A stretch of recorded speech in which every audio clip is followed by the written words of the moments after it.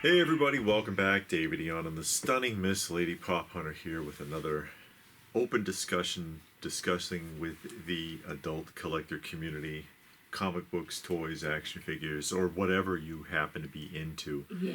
And the subject, of course, is whether or not it makes sense, I guess, to collect for the purpose of investing. Or is investment collecting, like, how some people got the passion, like we buy things with the intent of keeping it. Yes. But now it's a new phase or a new fad of collecting things or buying things, that you probably should say, with the intent of using it as an investment, almost like the stock market. And I'm gonna save it for 5-10 years, and then hopefully it'll go up in price. Speculative buying.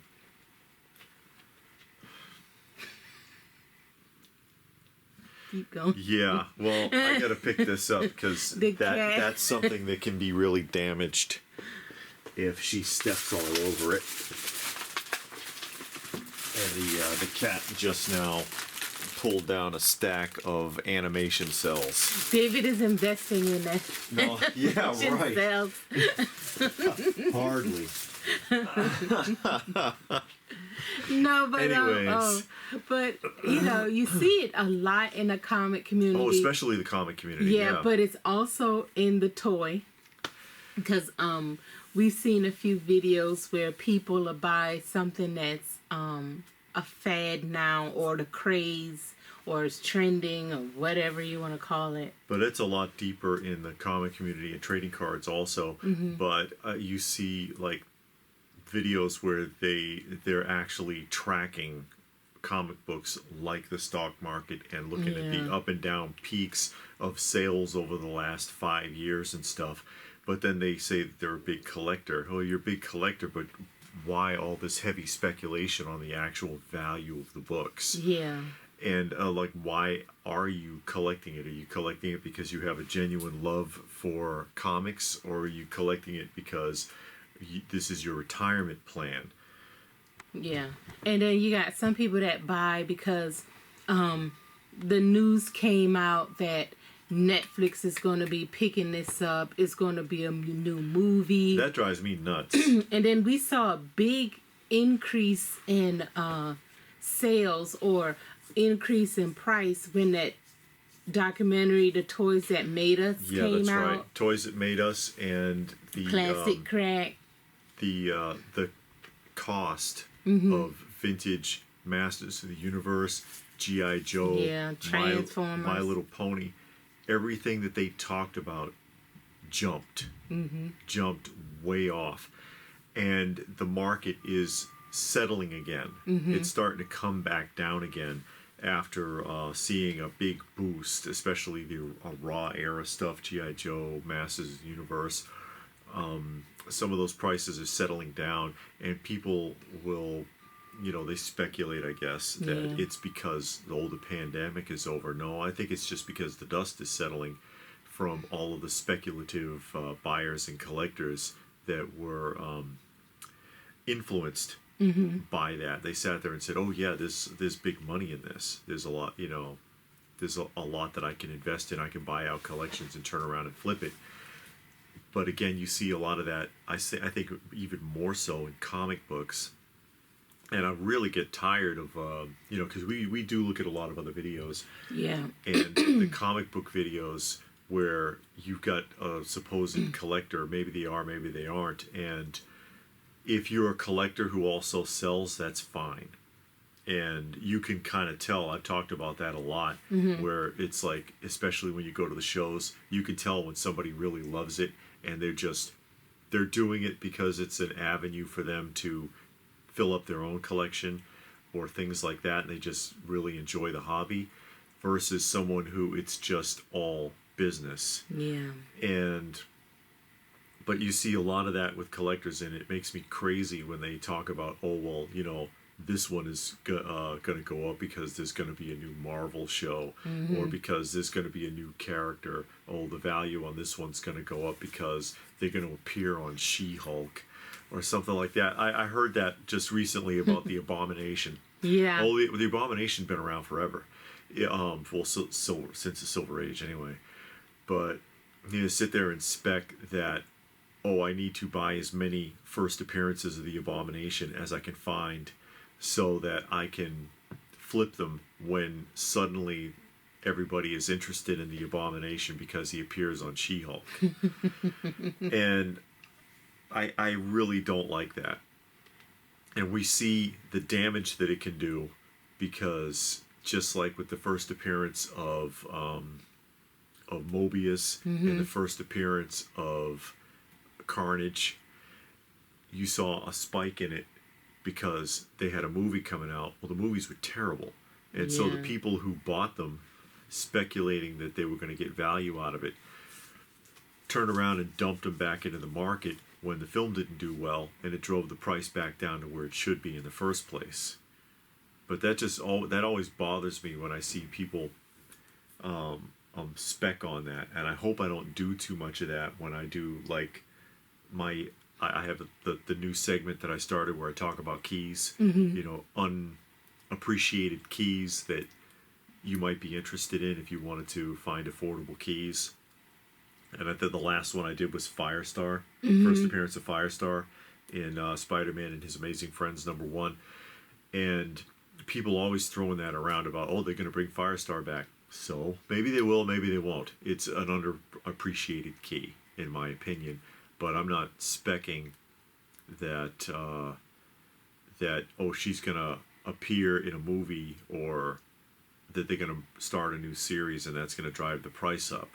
Yeah, but then it also asks the question, okay, do you like this character? Do you like the book? Is the storyline good? Oh, yeah.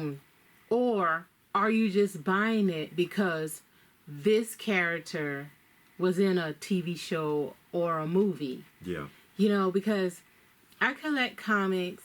The ones that I collect, I like them. You know, the stories are good or whatever. But I'm sure there's a lot out there where the stories is not that good. You're like, oh, you could have left that one. Like, there's a couple of Swamp Thing stories that came up. And it's like, okay, y'all could have saved that. But all in all, 99% of the stories are good. You have some first appearances, or not first appearances, but some appearances from other characters that come into the book and stuff like that. But I don't believe that's a reason to buy a book. What if you're not, like, I don't care for Spider-Man. If I had a run of Spider-Man, I would literally sell it because I don't even like Spider-Man. So I'm not going to buy a Spider-Man book just because it's valuable. No, not valuable, because this character is going to be in a movie. Oh, yeah. I don't even like Spider-Man. Yeah. What do I care? Now, you know, if he had, like, maybe if Swamp Thing was in the book, I would get that book just to read it. But not because, oh, yeah, he's in a movie. You know what I mean? Yeah, and I wonder how many people, especially in comic books, they buy books based on the popularity of a character versus knowing anything about the character, reading the series, liking the stories, things like that. Now, I know there is cover buys. Because I True. do and that's that sometimes. That's what's keeping the variant market alive. Yeah. Basically. Because it's a few books I have, because I'm like, man, this is a nice cover. But then I read the book and I'm like, oh, okay, this is pretty good, you know? So then you might get the whole thing, but I don't know. It just seems like, why are you buying this book? Are you buying it for the sole purpose of this character is going to be in a TV show or a movie? Are you going to even read it? Yeah, and then in the case of vintage toys and action figures, do you enjoy it? Is it something that appeals to you? Is it something that appeals to your sense of nostalgia or pop culture or whatever it is? Is it a show or a movie that you enjoyed, a comic book that you enjoyed, and it's a reflection of that character? Or is it just because you think that it's going to be worth something? And you see a lot more of that with modern figures, I think. You know, people buy up bulks of, like, Marvel Legends and Black Series figures and Funko Pops, although that's trailing off now. People, I think that the pops are starting to lose ground, but series like that or Hot Toys, this is an investment, and then when they reprint it, especially with Hot Toys, they reissue the figure and everybody gets mad because it's going to drive down the value of theirs. I wish they would redo a couple of them. Shoot, I missed out. Yeah, because they are expensive. Yeah. And in some of these modern figures, you're paying a lot. You're paying a lot of money, and that's a long shot that they're going to retain their value, because many of them don't. There's a lot of Hot Toys that aftermarket they don't do well.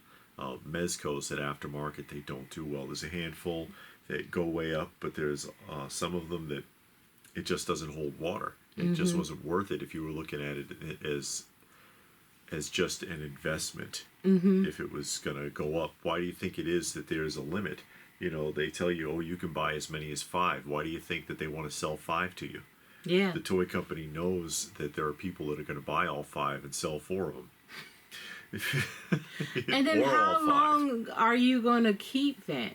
I mean, how long did it take a G.I. Joe figure made in 1980 to get to the point now where it's $200?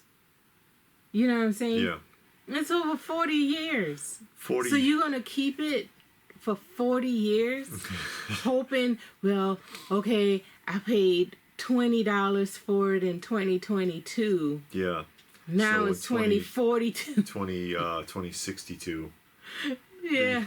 And then, of course, with the modern figures, and that's another discussion, but with the modern figures, nobody's opening those. Yeah.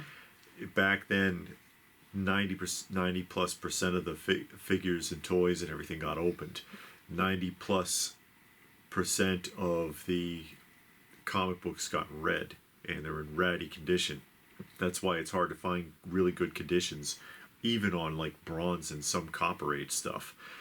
But nowadays it's a complete reversal. 90% of them will not be opened. As a matter of fact, their packaging is going to be kept pristine.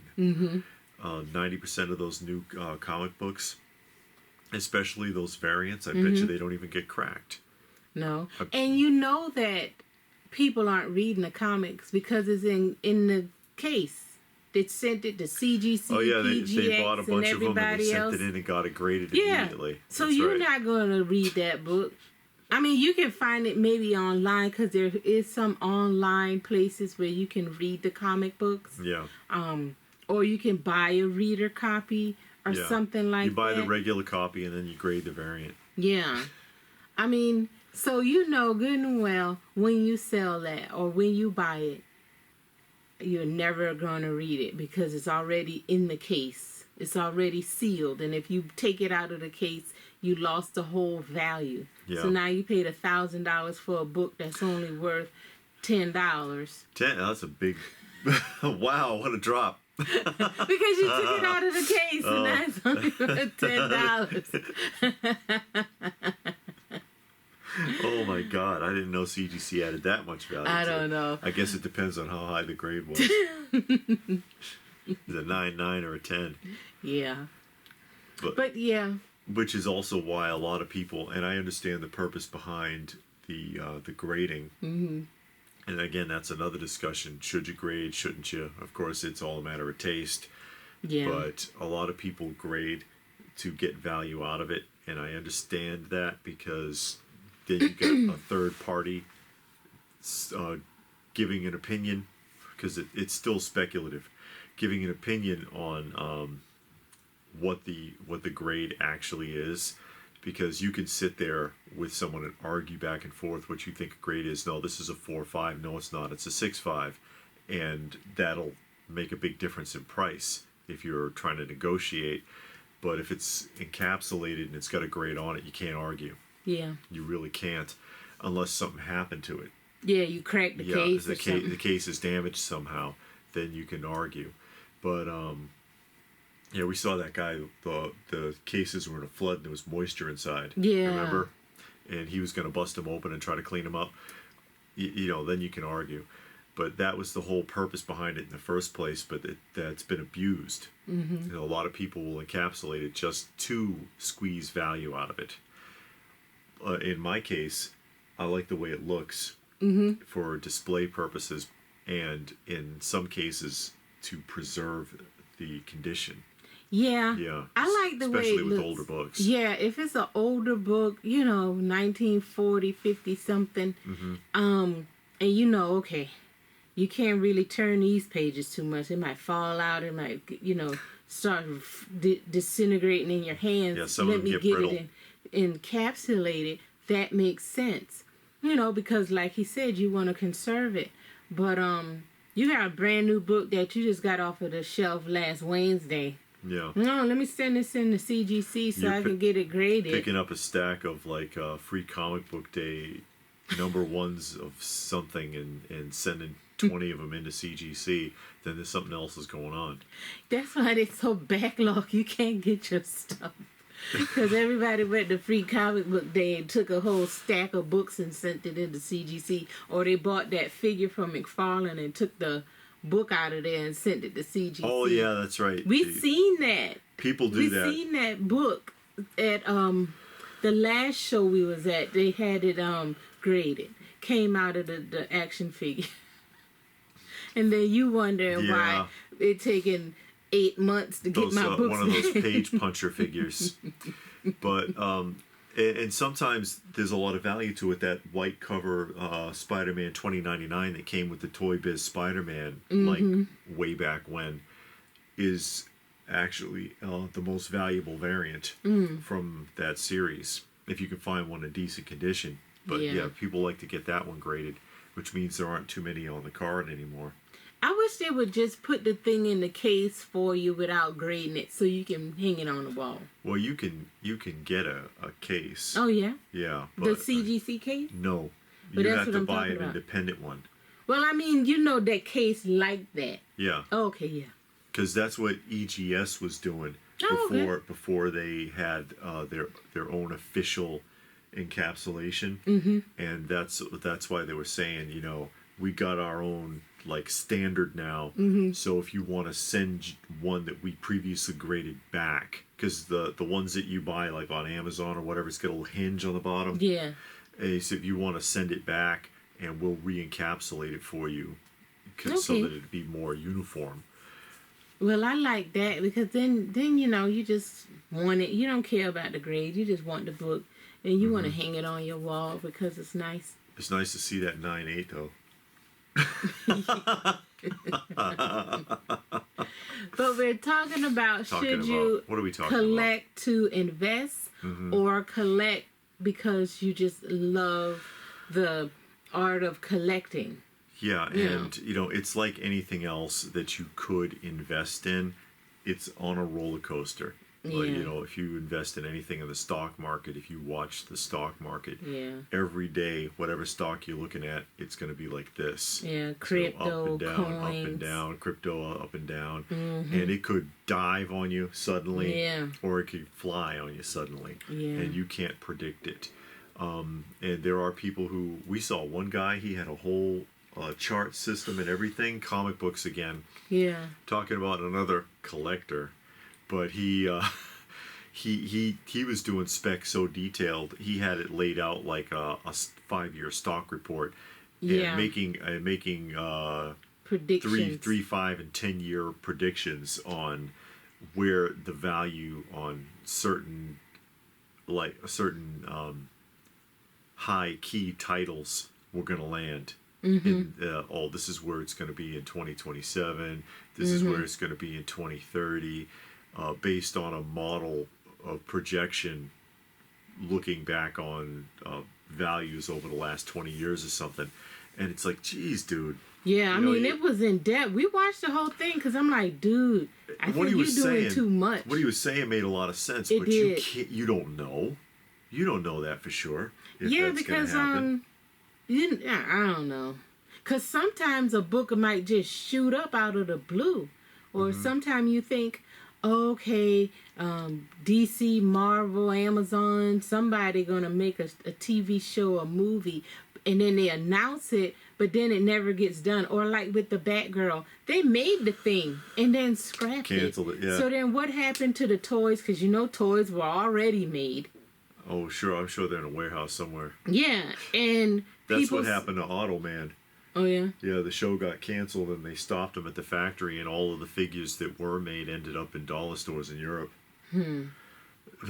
Yeah, you know, like people that speculated on a book, they probably bought a bunch of books from whenever it came out, got it graded, it went to CGC, they waiting for it to come back, and now there's no movie. That happened with the She-Hulk now, too. Most recently, Moon Knight. Moon Knight went way up, and then it's dropped considerably. Mobius again. It went way up. It's dropped back down. But Moon Knight took a big hit. Oh, yeah. And then She-Hulk 2, it looks like, is from where it was going, because they would, She-Hulk's getting her own show, and then the dealers take advantage of everybody. Price starts flying up.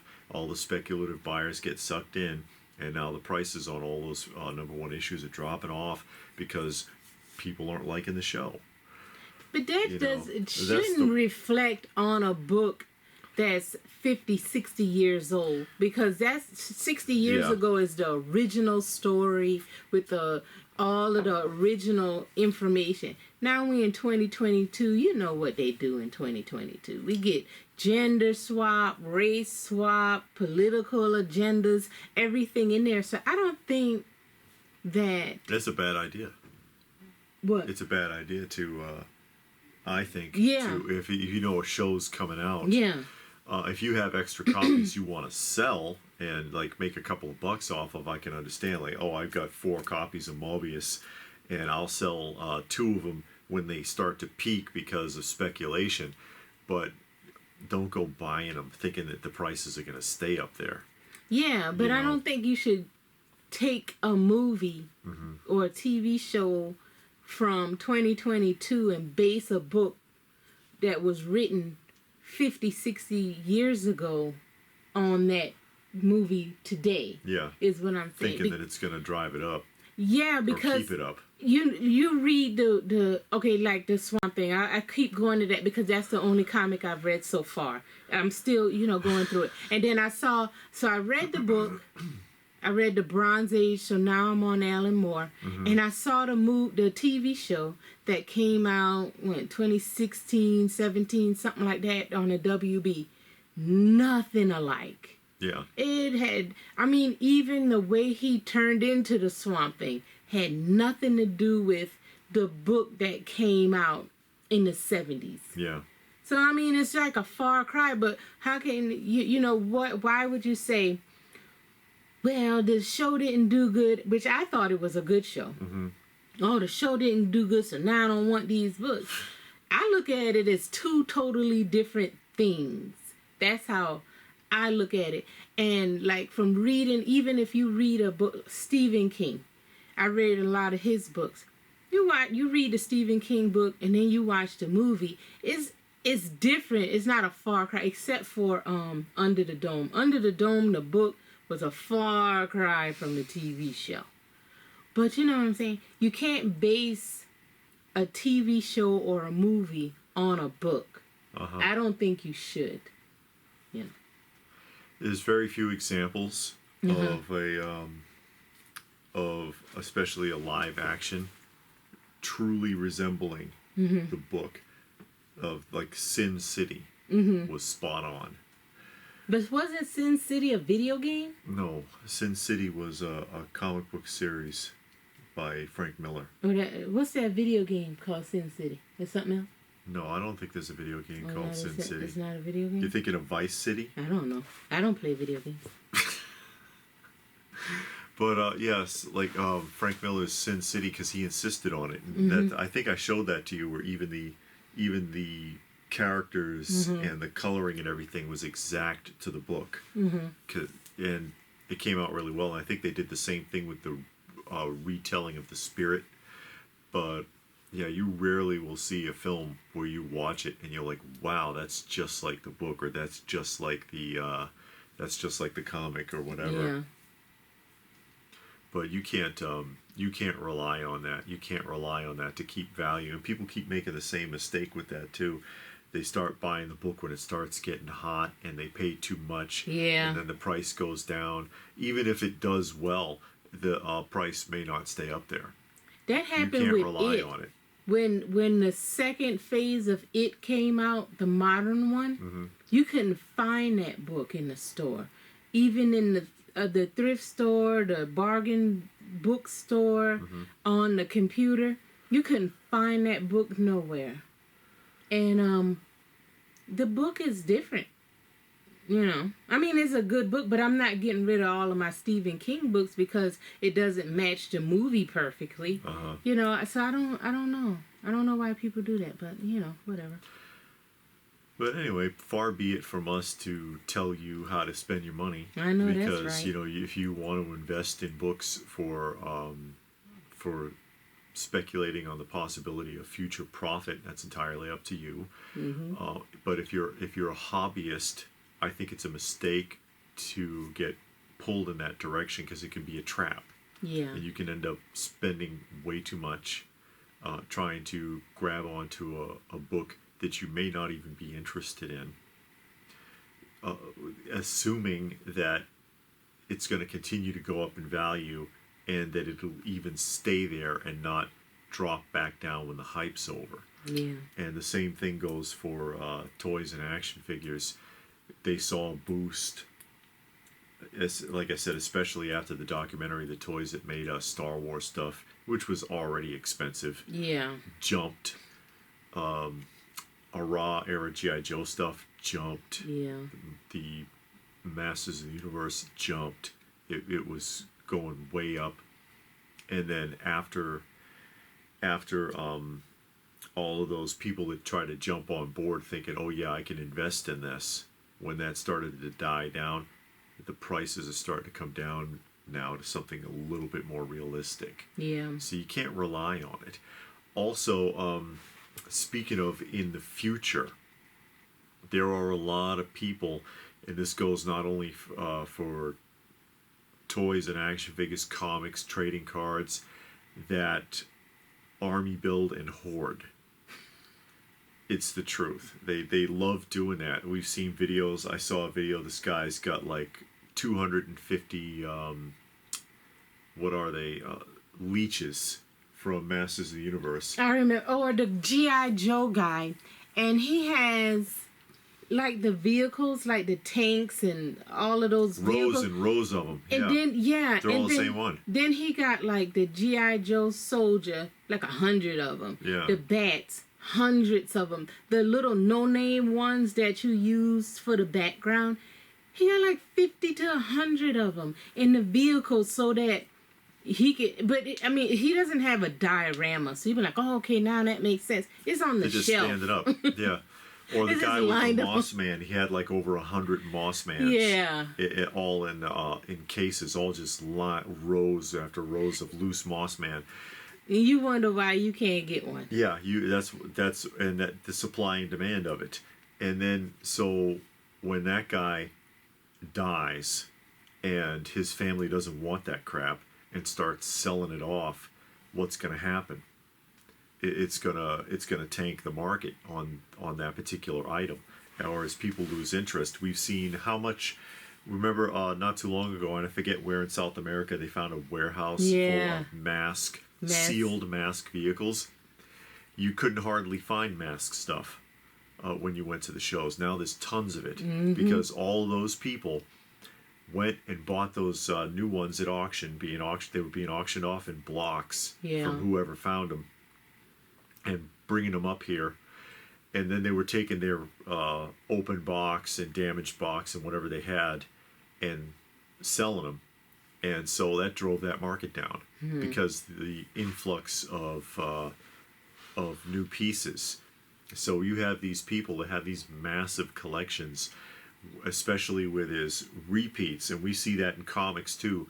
They're going through, I've got 10 copies of like the first appearance of this person, and I've got 20 copies of the first appearance of this person.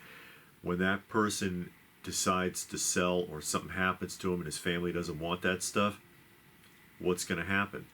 all of that stuff's going to go into the market. Yeah. And it brings the value down, because then as they're sold off, other people who are trying to sell theirs are forced to lower their prices or take a lower price. Yeah. I mean, it is a win for the person buying. Sure. But You get a not better for the- price. Not for the person selling. Yeah, and then that But- sets a new standard, and the Yeah. standard is lower Yeah. as far as overall value. It's something to consider. So, why do you buy? Yeah. I mean, do you really love it? Are you just investing in it? Is it a combination? Like, I would buy out a collection and cherry pick and then sell whatever's left over. I would sell every Spider-Man in the box. Here we go. And sell what's left over to compensate for the purchase, as an example. And there are a lot of people that do that, and there's nothing wrong with that. Because I would. And if they got one Spider-Man or 100, all of them are going There's on the, eBay oh, cut it out. for $2 a piece. I'll keep them. There's the, here's our troublemaker. She usually doesn't knock anything over. That's She why we like let to her. pull the camera when you Yeah. set the camera up. She rubs on the legs of the camera stand. Then she put her big tail on the thing and pulls it. And now we're about to wrap up, and she wants to sit on me. And if I get up, she's gonna get upset now. And hiss Yeah, and she- spit.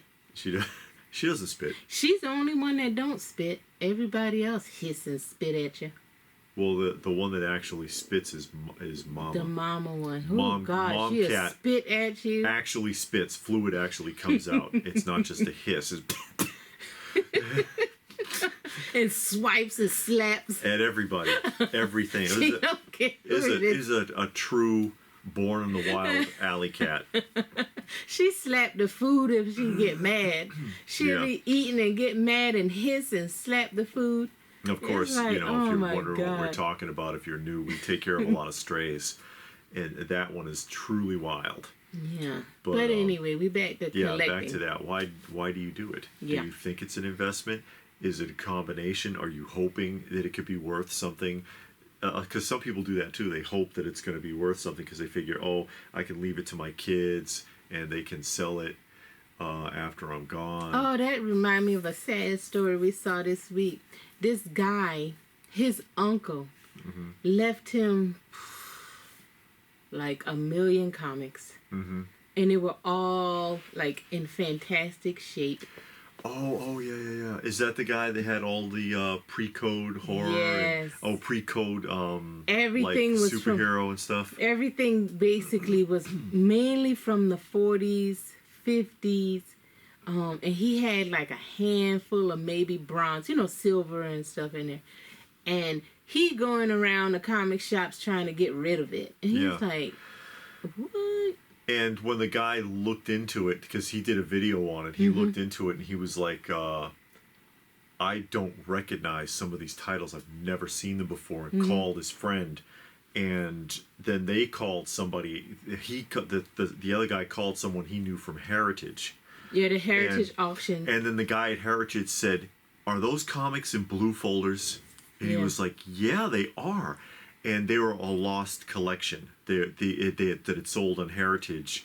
Part of it had sold on Heritage in like 2010.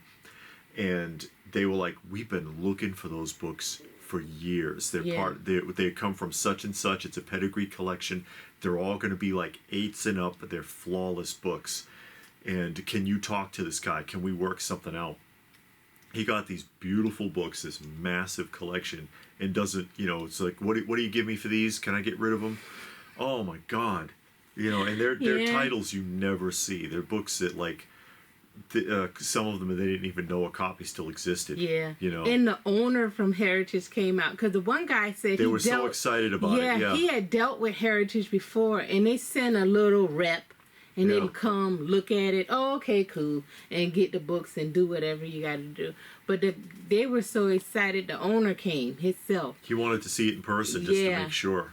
And But, the conditions were amazing. I mean, I understand because I tell my mama this too, because she collects a lot of things, and she think me and my brother is just gonna want everything in her house, and she has stuff that I just don't want, and when she dies, I would have to get rid of it. I mean, it's just stuff. It's not horrible things, but it's just stuff that I don't want, and you can't get mad if your kids don't want it. I mean, it might be disappointing because you're like, man, keep this in good shape, and my kids will love it. Yeah, because you feel like you're leaving a legacy. Yeah. It's like leaving somebody land. Don't sell the farm when I die, Johnny. Yeah, and then the first thing they do, they call a developer, and then they sell that land, and now you got 50 cookie cutter houses in the neighborhood. Yeah, and some ugly Johnny subdivision. is retired in Florida. Yeah. But and we talked about that a lot in a previous discussion we did. What are you going to do with your collection when you die? We're going to burn the house down around us. Yeah, Viking funeral. In the house. Oh, God. We're going to just lay in the middle. If David died first, I'm going to seal him up airtight and just leave him. And then when I'm about to die and take my last breath, I'm going to light the match up and the house will go in flames. Oh, my God. And everything will just burn around us. You see what I have to deal with? Anyways, so again, why do you do it? Why do you do it? Do you really love it? Do you think of it as an investment? Are you able to make it a legacy collection? Are your kids into it? Yeah. And that's great if they are. Yeah. That's great because you feel, okay, you know what? At least most of this, they'll love it and appreciate it like I did. That's a good feeling. Mm-hmm. Is it purely for investment? Is it a combination? I think a lot of people, for them, it's an investment, and they say that it isn't because they don't want you to, give them the stink eye. I mean, you can't be mad at people's choices. Yeah, I know. You can't. I mean, when I hear that on the thing, I get kind of like, oh, man, why you do that? But, I'm not going to send them a message. I'm not going to leave a nasty comment. I mean, that's up to you. If that's you bastard. That's your thing. That's your thing. Yeah. That's just how that cookie crumbles. Yeah. But anyway, we rattle on. Yeah, let us know what your thoughts are in the comments section down below. Please do give the video a thumbs up if you got something out of it. We hope you did. Share it if you can. Subscribe if you knew, all that good stuff. And if that is it, then what more can we say? But thanks for watching, and we will see you again soon.